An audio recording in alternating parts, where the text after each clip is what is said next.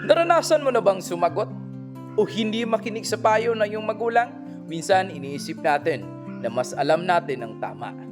Ako nga pala si Reggie Malibrado at sa channel na ito, pag-uusapan natin ang mga bagay na tiyak na may matutunan ka. Sa video na ito, tatalakayin natin ang Kawikaan 23:22 na nagsasabing, pakinggan mo ang iyong ama na pinagkakautangan mo ng buhay at huwag hahamakin ang iyong ina kapag siya'y matanda na. Ano ba ang kalagahan ng utos na ito at paano natin ito maisa sa buhay? Unang-una, pahalagahan ang payo ng magulang. Ang ating mga magulang ay may mas maraming karanasan sa buhay. Ang kanilang mga payo ay bunga ng pagmamahal at malasakit upang hindi tayo mapahamak.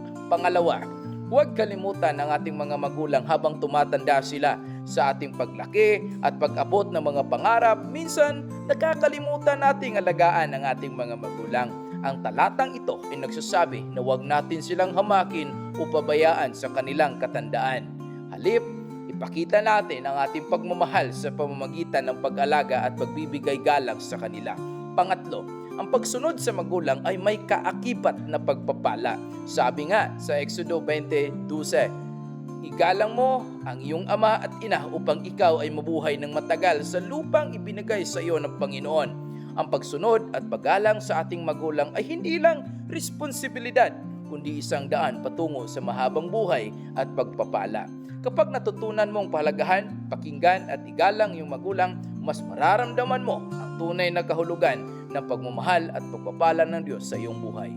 Kung gusto mong matutunan pa ang iba pang aral mula sa Biblia at paano ito maisa sa buhay, huwag mong kalimutan i-like, i-share at mag-subscribe sa channel na ito.